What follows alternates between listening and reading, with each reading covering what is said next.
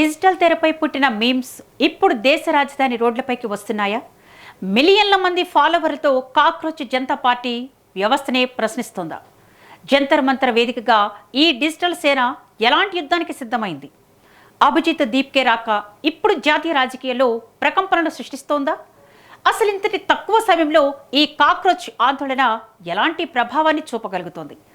దీని వెనుక ఉన్నది కేవలం విద్యార్థుల ఆవేదన లేక విపక్షాల పనిన రాజకీయ వ్యూహమా? సోషల్ మీడియా వేదికగా పురుడు పోసుకొని మిలియన్ల కొద్దీ ఫాలోవర్లతో దేశ రాజకీయాల్లో హాట్ టాపిక్ గా మారింది కాక్రోచ్ జనతా పార్టీ. ఇప్పుడు ఈ పార్టీ డిజిటల్ స్క్రీన్లను దాటి రోడ్లపైకి వస్తుంది. కేవలం మీమ్స్ సెటైర్లతోనే సరిపెట్టకుండా క్షేత్రస్థాయి పోరాటానికి సిద్ధమవుతుండటంతో దేశవ్యాప్తంగా దీనిపై ఆసక్తికర చర్చ నడుస్తోంది. దేశంలోని విద్యా వ్యవస్థలో లోపాలను ఎత్తి చూపడమే కాకుండా విద్యాశాఖ మంత్రి ధర్మేంద్ర ప్రధాన్ రాజీనామా చెయ్యాలనే డిమాండ్తో దేశ రాజధాని ఢిల్లీలోని జంతర్ మంతర్ వద్ద శాంతియుత నిరసనకు కాక్రోచ్ పార్టీ పిలుపునిచ్చింది.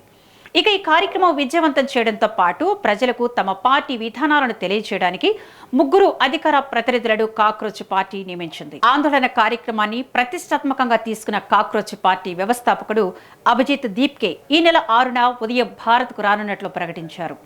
ఇప్పటి వరకు అమెరికాలో ఉంటూ కాక్రోచ్ పార్టీ పేరుతో సోషల్ మీడియాలో సెటైరిక్ పేజీలు నడిపిన అభిజిత్ నేరుగా క్షేత్రస్థాయి పోరాటానికి పిలుపునివ్వడం తీవ్ర చర్చనీయాంశమవుతోంది. ఈ నెల 6న ఢిల్లీకి వస్తున్న అభిజిత్ నేరుగా పార్లమెంట్ స్ట్రీట్ పోలీస్ స్టేషన్కి వెళ్లి జంతర్ మంతర్ వద్ద శాంతియుత నిరసనకు అనుమతి కోరతామని ప్రకటించారు.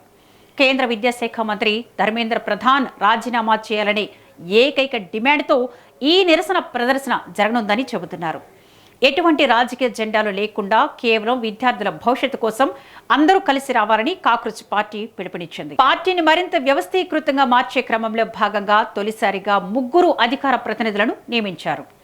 ఇందులో senior journalist Saurav Das, film maker Vijeta Dahiya, Ashutosh Ranka ఉన్నారు. ఈ 3 కలిసి బుధవారం ఢిల్లీలో అధికారికంగా ప్రెస్ కాన్ఫరెన్స్ నిర్వహించారు.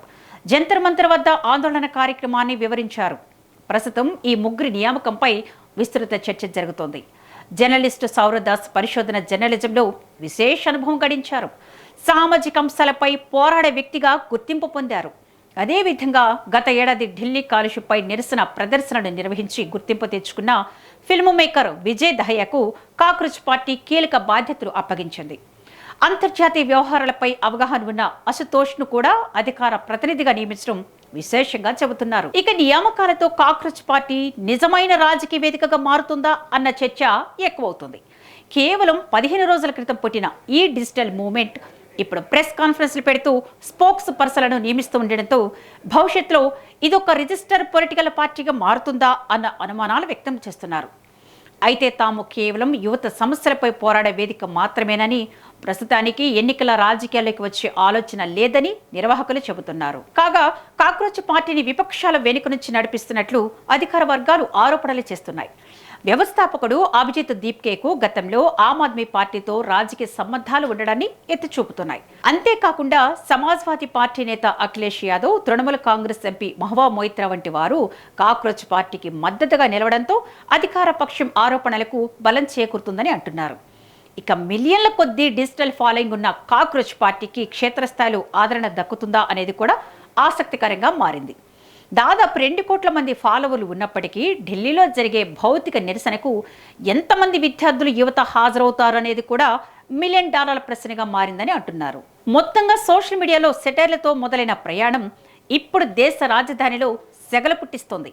కేవలం 15 రోజుల క్రితం పుట్టిన ఈ డిజిటల్ శక్తి క్షేత్రస్థాయిలో ఎంతటి ప్రభావాన్ని చూపిస్తుందనేది రాబోయే రోజుల్లో తేలనుంది. ఆరోపణలు ఎలా ఉన్నా లక్షలాది మంది యువత, విద్యార్థుల గొంతుకగా మారిన ఈ కాక్రోచ్ జనతా పార్టీ వ్యవస్థలో మార్పు కోరుకుందా లేక రాజకీయ చక్రవ్యూహంలో మరో పావుగా మిగిలిపోతుందా అనేది జంతర్ మంతర్ వేదికగా జరగబోయే ఈ నిరసనతోనే స్పష్టం కానుంది.